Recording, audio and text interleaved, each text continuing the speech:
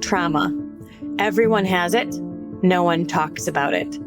It seems easier to stay silent, ignore it, or stuff it than it does to honor it, learn from it, and finally heal.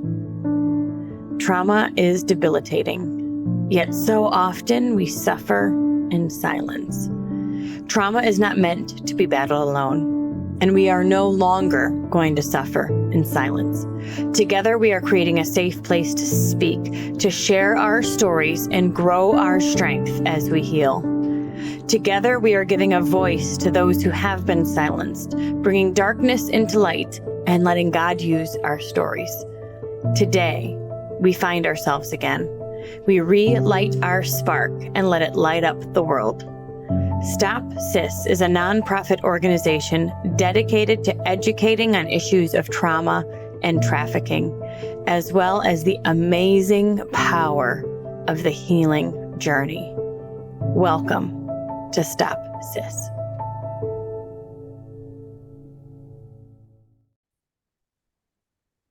Hey, you guys. Big welcome back to Stop SIS, Stop Suffering in Silence. My name is Denise Walsh, and I am here with co-host Rachel Timothy. And as you know, Stop SIS is truly a place for survivors to, and community members really, to learn about the effects of trauma and steps for the healing journey. And so today we are going to talk about an experience or several experiences we had over this past weekend that reminded us that not everybody gets it. That's a way to put it. So first, let's talk a bit about the event that we were at and why we decided to talk about it today, because I learned some things. Now, most of the time when Rachel and I hang out, it's either on Zoom, on the phone, or at an event, right? Because we live in different states. And so when we're at an event, the goal of the event is for Rachel to share her story. And so she shares her story, and we talk a bit about the healing journey, and people typically come up to her and share their story. They are like in tears after hearing her experience, and so I realized this weekend that I haven't hung out with you outside of an event really. Yeah. And so I didn't, anyway, so we went to this was an event. We went to an event this weekend, but it was more of an expo where we had a booth and people came up and we told them a bit about what Stop SIS was and how it educates about trauma and trafficking and supports those on a healing journey. And so this was the first time, Rachel, that I got to see people's response from just the introduction of trafficking in the United States. Yeah. So before we jump into what people said, tell me a little bit about how this, I'm sure this was kind of normal for you. I don't know. No, that's kind of what was funny is, every response kind of was something I was used to, but then seeing your response to their response kind of reminded me oh, maybe this isn't what you would expect. I don't know. It was interesting for me to see your response to how inappropriate their response was, because it has become something I'm used to. I've learned to kind of almost ignore it. Right. And I don't know that anyone was trying to be rude, but it was just fascinating to me to see the human nature's response, the response when you don't know what to say. And so people would come up to the booth and we would say, yes, we're Stop SIS. This is what we do. And then we would show open blind eyes and say, this is Rachel's experience in trafficking in her life. And they would go, this is your story? Mm-hmm. And she would say, yes, hi. And then they would almost always bring it back to themselves.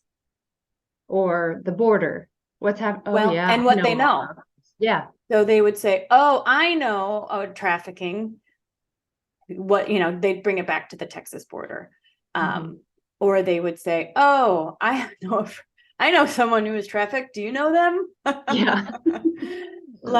I know someone from Michigan. Do you know them? And so again, they brought it back to themselves and just basically said, oh, I learned about trafficking once, or I know this piece of trafficking. Mm-hmm. And to me, it felt like, number one, they didn't know what to say, but number two, it was a little bit I want to say it wasn't, I mean, how do you say it? It wasn't emotionally thoughtful. Yeah. Like, how would you describe it? Yeah. Well, and I remember one guy's response was, well, what do you think about those who are making up that they're being trafficked? Yeah. That was his first response. Like, okay, like let's go there because it was just odd responses and you just didn't know what was going to come out of somebody's mouth. But usually it was not a thoughtful moment of, holy cow, you went through what?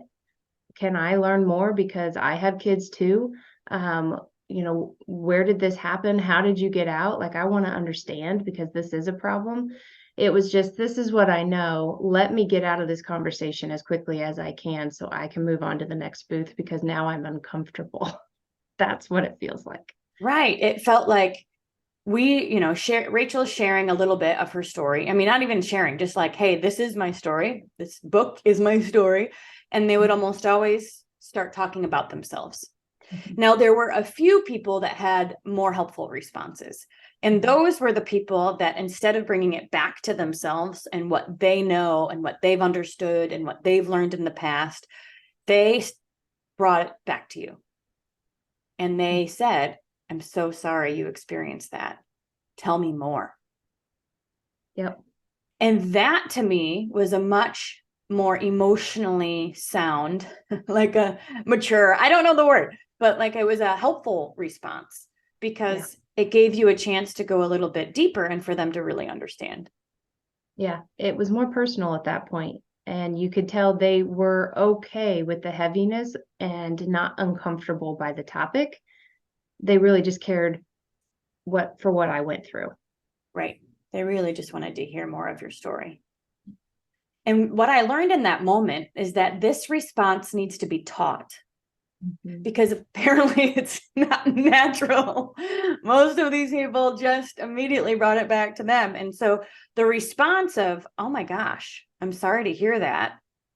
Tell me more if you want. You don't have to if you don't want, but if, where did it happen? Tell me more about your story. How long have you been out? Like, what was your experience like? And obviously every situation's different if you're like not in a place where to go deeper, but even just to, oh my gosh, I'm sorry you experienced that. I'm glad you're here is a much more thoughtful response, I would say. Oh, I agree. And honestly, like the responses that we saw, they could have been much worse. I've experienced much worse. But when I go back to when I first started to say those little words of I'm a survivor or I'm struggling or just little bits of whatever I was going through, it was the looks on people's faces was enough to make me want to crawl in a hole. Like even just seeing their body language, I would start to try to wonder, what are they thinking right now? Are they judging me? Are they thinking it's my fault? Because you start to rehash all the things that have been said to you in the past by your abuser. And even just by the look on their face or by the fact that they're turning around and they're walking away, it makes you kind of reinforce those old statements. Right. Right. So we pulled up a article that talks a bit about what not to say to survivors. And I think this is really important. So what's number one? So this is from Psychology Today. Number one, and I like it because it doesn't just say, don't say this. It says, instead of saying it's in the past, try you're safe now. Right. So this could maybe work well with somebody who's in an anxiety attack, maybe a panic moment. They can't catch their breath. Instead of trying to analyze why they're responding the way they're responding or what is going on with them, just maybe giving them a comforting feeling of, hey, you're okay. Everything's okay right here. And you don't need to know what's going through their mind at that point, but you can bring them back to this present moment. Hey, you're safe. Everything's okay. Well, and I was going to say too, oftentimes when somebody starts to experience an anxiety attack, or because we thought not everybody goes around telling stories that they're survivors, but you might notice yourself if you're a survivor having anxiety or depression or social anxiety or whatever, and somebody may kind of speak inappropriately to you. And so whether someone's saying, yes, I've had abuse in my past, or they're experiencing an unhealthy coping skill, I think the responses would be the same. You're safe. You're safe. And so yesterday we had a 90-day U-turn meeting, and we had a really good conversation, and we're going to talk about it next week or in a couple of weeks, I think. But one of the questions one of the girls was asking themselves when they started having this anxiety is, why do I think this way? Why am I feeling this way? Ugh, it's so frustrating, annoying, and I don't want to feel this way. And so a flip side to that is, I'm safe. I'm safe. Mm-hmm. I'm safe. And so asking yourself in the midst of the emotion is not super helpful. You want to get outside of it, and then maybe you can get to the root. But in that crisis moment, I'm safe. And so if you see somebody having increased anxiety, hey, it's okay. You're safe. You're safe. Yeah. I was having a conversation with Granny recently, and she was saying, there's a lot of people that wouldn't even classify themselves as trauma survivors, but they still have trauma and they don't even necessarily know it. And they'll have those responses of anxiety. And so they maybe won't be able to have the words to tell you why. And then maybe they don't know why. Yeah. But still being compassionate in the moment and helping them come back to the present is so crucial. It's just loving. It's kind. Yeah. I think sometimes we can be like, well, get over it. See you later. Which is less helpful. Sure. Oh, okay. Yeah. That's another response that people give without, and it's again less helpful. Yeah, so I think an interesting example is on Facebook. I had posted a journal entry that I did back in 2021 January. Like, it was a dark time, and I was sharing one of those dark moments, and a person's response was like, I'm sorry, but I just don't get it. Jesus is good. God is good. And we're here to be willing to die for him. I don't get why you're feeling the way that you feel. And it's like the responses like that to somebody who is just in the beginning stages of healing, or just in the beginning stages of combining their healing journey with God, that makes them start to question, okay, is God really loving me in this moment of my pain? Or is he saying the same things as this man, that I just need to get over my pain and be willing to die for God right now? Like, he's missing the heart of the person. He's missing the pain. And God is a God who loves on the oppressed. He wants to care for the oppressed and those in pain. And when you have an unloving response, an uncompassionate response, that's not Jesus. That's a Pharisee. Well, and I think what he said is, I don't get it, is exactly right. Like, yeah. He doesn't get it. He's not, in my opinion, someone with a high EQ who can really show empathy to somebody who's in the midst of pain. Most likely, my guess would be, in other situations, he just glosses over them, and doesn't really can't connect to the heart of any person. And that's the opposite of Jesus. That's the opposite of God. Like, that's the first thing he does, is connect with the heart. So if you're going to start preaching to him, you have to first learn the heart of the person. And I think another thing too that is important in this, what you're responding to people, is don't assume that you would have responded any differently than them, because that was somewhat of his response as well, that he would have done it differently. He would have just been like this hero and taken the pain for God's glory. You don't know how you're going to handle a situation, and until you are in somebody's shoes, don't sit back and judge them. Love them where they are. Right. Mic drop. I mean, there's nothing else to say, because that's exactly right. So what's next? Okay. So go to number 2.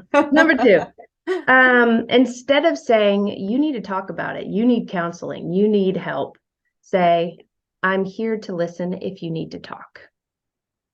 Again, I think the word need is the problem here. Mm-hmm. I think that it sounds like pointing the finger. It's kind of like should in a way. You should XYZ. It's a way to put people's defenses up because nobody wants to be told what to do, especially if they've tried all the things or, they're at a rock bottom and they just want to be heard at that point. I think that the need or the should or the pointing the fingers or telling somebody what to do is the problem. Now, I know that when you were at the rock bottom, you kind of needed someone to tell you what to do. But guess what? It was after they got to know your heart. Exactly. That is when, I know Granny was like, we're going to counseling. But it was after she got to know you. She didn't start there. She didn't start there. And it was after I got to know her. Yeah. So I could trust her responses. And I knew where she was with God, and I knew he was leading her. And so me being able to trust her in that moment, it took time for sure. Yeah. Yeah. And so what's the alternative? Oh, to say I'm here if you need to talk. I'm here to listen if you need to talk. And I think, when I hear somebody say you need counseling or you need this or whatever, in my mind, I'm thinking, yeah, I know.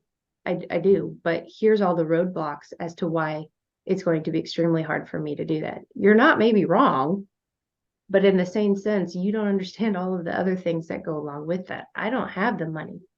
I'm going to be taking from my kids getting to do something to go to counseling. I'm going to literally be pulling from my kids' Christmas or my kids', sports or whatever to say that I need to go to counseling. There's things around it. Yes, you're right, but I don't have the answers to all the things around it. And so then you feel defeated. Right. Well, and it's just a kind of a trite thing to say you need, and it's a classic communication style tip. Like you never start with you. You never start with you. You always say, I feel, because you puts up defenses and you can't really get anywhere when someone's defenses are up. And your heart may be in the right place, but so this is where we're just trying to help you have the words that a survivor needs to hear when your heart is in the right place. Right. And so the alternative is I'm here if you need anyone to talk to.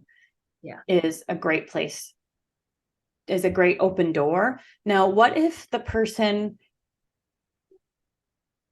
like there's some of the people that came up that probably aren't able to hear what you've experienced, right? So what if somebody doesn't really want to know? How could they respond in a way that's still helpful? Still, I am so sorry you went through that. That should have never happened to you. Yeah. I hope you get justice. I hope you find healing. Yeah. Okay. But again, it brings it. So it's funny because when you first brought it up and, people when we first shared a bit of your story and people connected it to them and started talking to them about themselves, it felt dismissive. Mm-hmm. It felt a bit rude. Like a more healthy or helpful response would be to say, I'm sorry that happened to you. Tell me more, and allow you a chance to kind of dig deeper. Mm-hmm. But in this situation, well, in fact, we're saying that that's still a healthy response. I'm sorry you went through that. And if you don't really want to hear more, then just don't say the other part. Yeah, that's true. Because I was just thinking, wait a minute, I don't want people to be selfish and start talking about themselves, but I also know that the you statements are the ones that cause defensiveness. Yeah, I agree.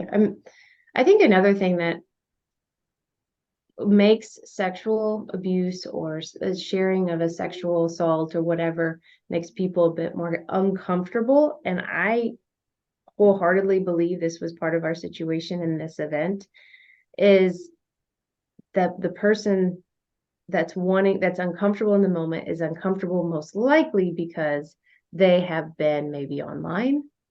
They have maybe watched things they shouldn't have been watching. Like I think there is a history of themselves of doing maybe something they shouldn't have done. And so I think that makes it's different than like if I was an amputee and you would say, oh, I'm so sorry, that is awful, I can't imagine. But when you bring it to something that maybe hits a bit closer to home, something that maybe they have watched online, it changes the interaction. Yeah, you're right. I think when we introduced part of your story, they were like, Mm-hmm. wanted to You could run see them away. hold their breath. Yeah. Because they probably, potentially, who knows, but they could have experienced some of that, them like been a perpetrator or a porn watcher or all of these things where they went, oh, Yeah. I think it hits their conscience a little bit. Not saying everybody by any means, but you can see the ones where like their eyes start to dart around a little bit and they're holding their breath, and you can almost see a little guilty conscience come out.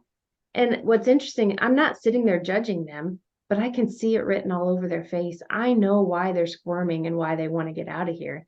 And the statistically, the number of people who watch porn nowadays is just astronomical.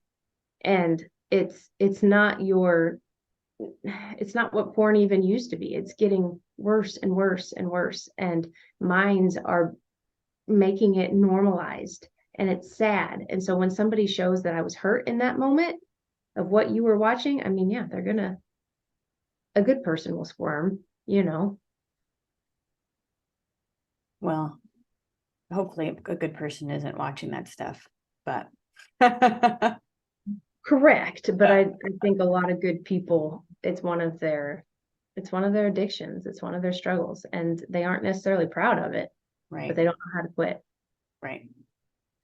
All right, so what's next on the list? Instead of saying things will get better, try, I see that you're in pain. I hear that you're in pain. So the things will get better response is, it to me feels like, okay, this is uncomfortable. I don't like that you're hurting. Can we just move forward? And by all means, I would want that. I want to move forward too. Like, I don't want to stay stuck here. But I'm still having to acknowledge the fact that I have flashbacks, I have triggers, I have trauma responses. And so the pain is still very real today. And being able to see and hear that pain in my heart and in my words, is just, it acknowledges and validates it in this moment. And yes, absolutely, I'm hoping that things will get better. They will get better, but acknowledge where I'm at right now too. Right, right. So a bit of both and. Yeah. Yeah. And I think that's the thing. The dismissive part is when we just skip the hurt altogether. Yeah. Yeah. And or we tell a survivor what they should be feeling, what they should be doing, how they should be handling a situation. Again, we're missing the heart. And in order to invoke change or to support someone on their change journey, the heart is first. And then you can move from there. Yeah, I agree. I think it's interesting whenever you watch a survivor, like watch how they respond to another survivor.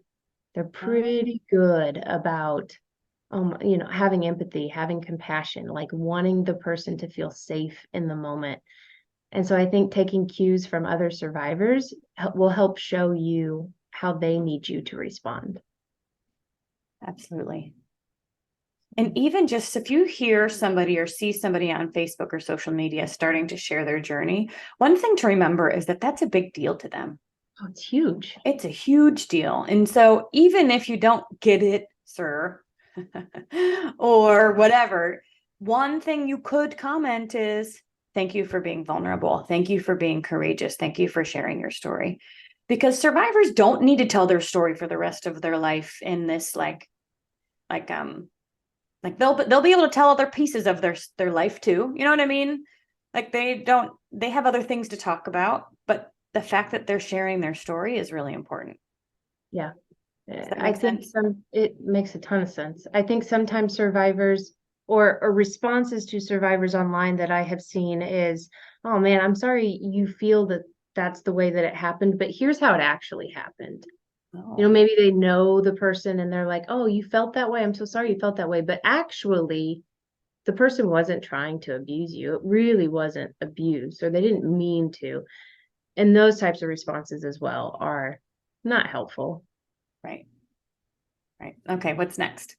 Um, Instead of saying you should give them, the offender, another chance, try, I respect your need for boundaries. This is a big one. Mhm. I have a lot to say. What do you have to say? And then I'll share.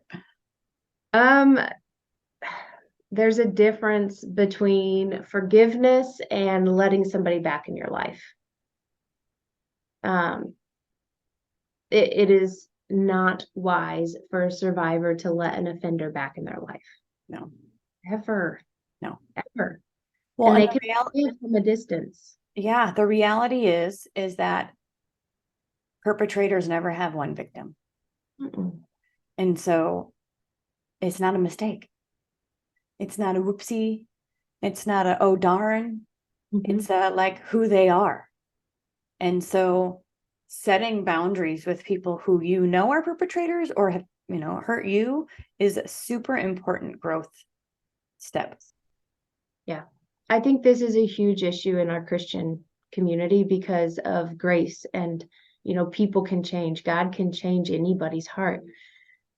Absolutely. But a perpetrator who is wanting to be around the person that they've hurt or around kids or put themselves in that position, that's not somebody who sees the wrong in their ways of the past. That's somebody who's trying to get back, wiggle their way back into people's lives for a reason.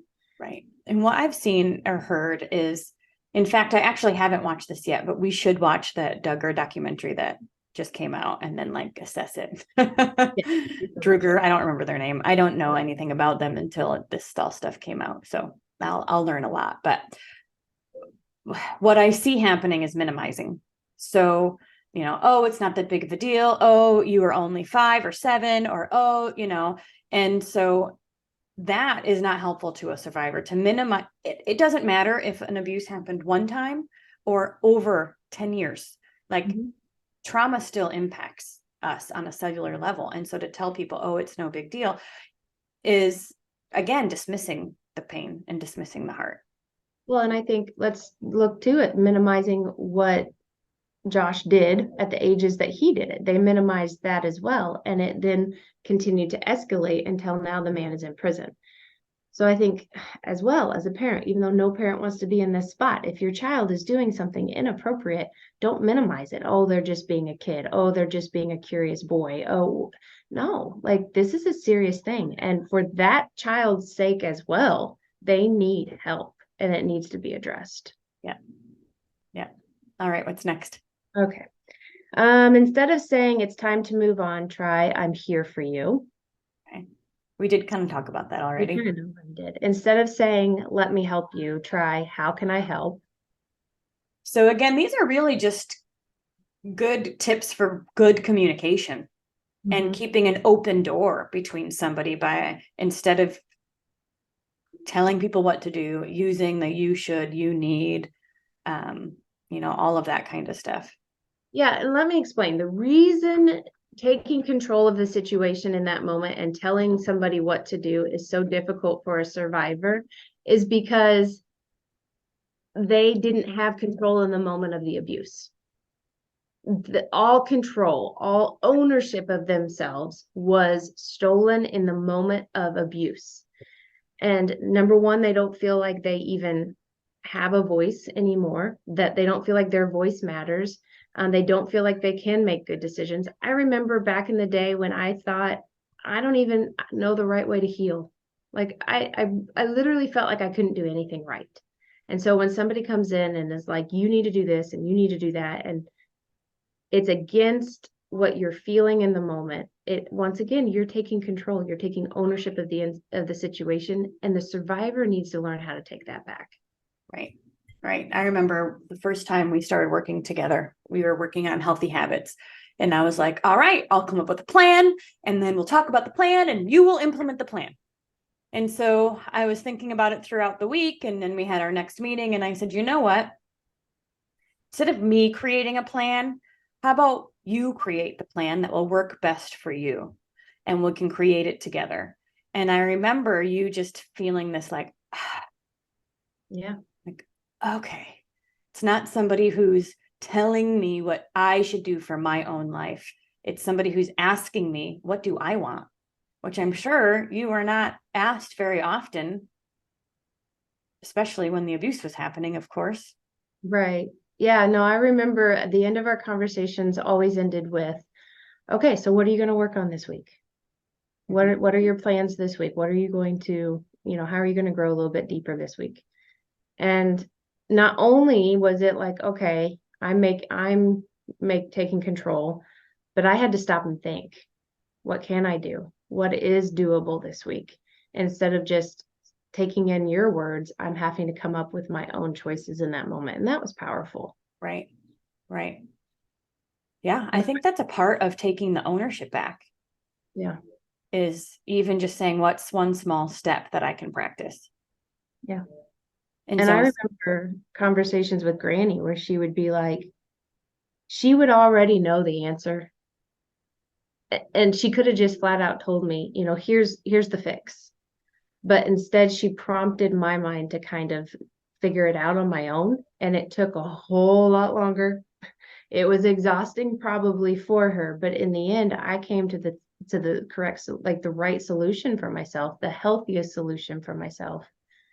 And it was something I came up with on my own instead of being told. well, and that's how you retrain your brain and retrain your nervous system. If somebody's just giving you the solution over and over and over again, you're not training your body and yourself to look for solutions. You're actually learning that somebody externally always has the solution for you. And so it seems like in the moment we want to give advice, or we want to tell somebody what's the best choice for them, or we want to, and even if we have a helpful heart, it's not helpful to the person. It's actually better if they figure it out on their own, because then they're shifting their nervous system and their mindset every step of the way. Yeah, I agree. And you're also taking place of the Holy Spirit because I mean there were times when I wanted Granny to give me the answers because that was easier. But through like her provoking me to go to God and listen to him, it made it to where I needed to be still and listen to the Holy Spirit. And it strengthened that relationship to Yeah. where I could trust in what was being told within my heart. Yeah. And ultimately, that's where your power resides. Yes. If we can, and that's part of that spark that I always talk about, right? Is really having that heart connection where you can hear the Holy Spirit whisper to you and you begin to really trust yourself again because you know that you're in alignment. Yeah. And it takes time. It doesn't come overnight, but yeah, absolutely. Number 7 is instead of saying you need to let go of your anger, try, of course you're angry. Yes, let them be angry. Yeah. Their innocence was stolen. A huge chunk of their life was stolen. Honestly, anger makes sense. Yeah, it's a terrible feeling and you don't want to live in it forever, but there is a time to be angry. Yeah. Sound like Ecclesiastes. Again, it's part of like connecting with the heart space. I get you. I get it. It makes sense. It's not right. It's not fair.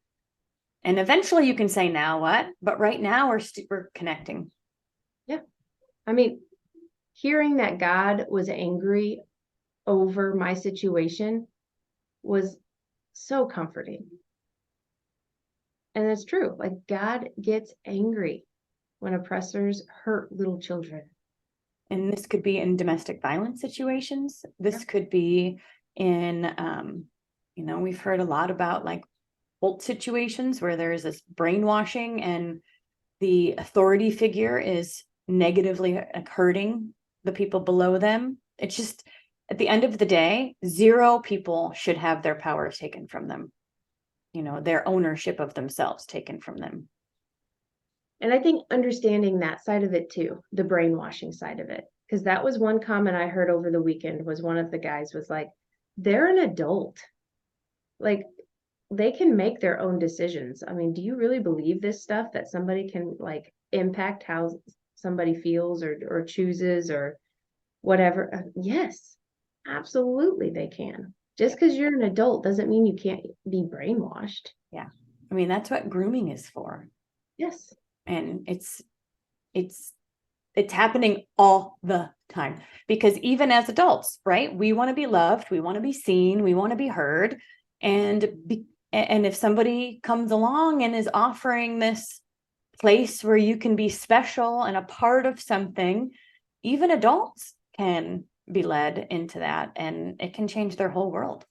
Yeah. And I think that's why people who are addicted to porn, they think they're an adult. They have this choice. They know what they're doing.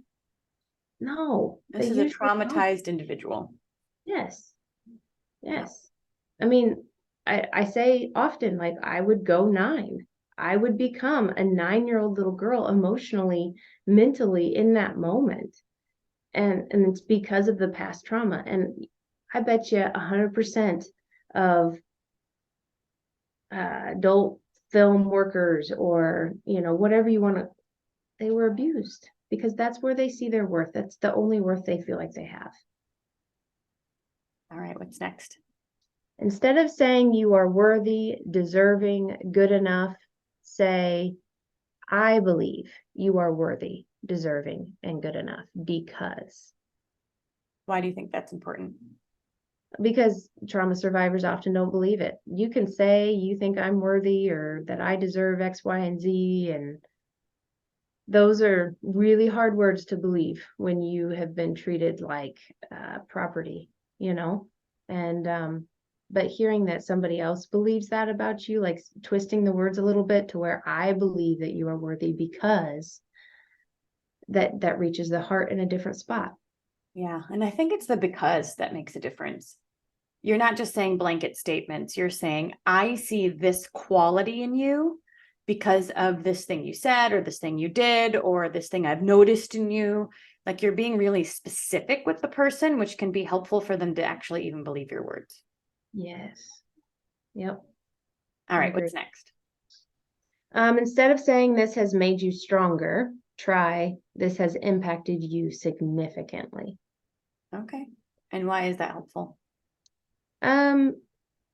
It is kind of frustrating at times when people will say, that when people, I don't even know how to say this, but there was a reel on Instagram for a while that talked about your trauma made you stronger. No, God made me stronger in the midst of my trauma. It wasn't the trauma that made me stronger. It was God holding me up in the midst of my trauma. It was me saying no to letting it take me down completely. It was the process of getting out of it that made me stronger. It was not what was done to me that made me stronger. Right. Right. And I think that's, so instead of saying that, what would you say? What's the alternative? This has impacted you significantly. Okay. Again, just hitting to the heart. Yep. And the last one is, instead of asking, why didn't you tell me sooner? Say, thank you for trusting me. Right. You can see how the first ones they offer are like, would put up some walls. Mm-hmm. And how the second option really keeps the space open for dialogue. Yeah. Oh, I mean, I heard many times, why didn't you tell me? Why didn't you tell me sooner? Well, I could go on for a long time as to why, but I that's know. not You're like, what do you want me about. to say about that? Like, Yeah. and it feels almost blaming. It feels like you're the one in the wrong. Right. And Again, you're casting shame because Mhm. you're like, that would have been nice if I had, I mean, geez, oh, Pete, you're like, what do you want me to say? How do you want me to answer that question? Yeah, is So this about you? right, exactly. Now she's worried about how you're feeling because, yeah, again. So the goal with these tips or thoughts is to create an open space where a survivor can come to you if they want to, or like they feel like you're a safe person because you are keeping that space open rather than judging or blaming or pointing the finger or telling them you should, you need, this is how I would have handled it, whatever. You're really just saying, I'm sorry that happened. If you want to talk about it, I'm here to listen. Your words matter greatly to a survivor, and what you say in that moment is either going to kick them 2 steps back or push them 2 steps forward. Right. And even though you don't want to think your words matter, they 100% do. Absolutely. All right, you guys, we've got to head out here, but thank you for listening today. Be sure to share this podcast with somebody you know that either has experienced trauma or works with people on a daily basis, nurses, teachers. I mean, we know that the population is filled with survivors. And the more that as a culture we can understand how to support each other on the healing journey, I think the better our entire world will be. Amen. So have an awesome day, you guys, and we'll see you next week. Thank you so much for listening to this powerful episode of Stop Suffering in Silence. If you are interested in booking Rachel to speak at your school, your church, or on your podcast, then please email openblindeyes@protonmail.com. If you are interested in sponsoring a survivor on their healing journey and would like to donate to Stop SIS, then please check out the link in the description box or show notes below, or you can email stopsis@protonmail.com. And finally, if you are currently suffering in silence, or you know somebody who is, whether they're dealing with a current trauma or one from the past, then we will always recommend that you reach out to your local resources and find a counselor that you can trust, because nobody is meant to suffer alone. Have an amazing week, and thank you for being here.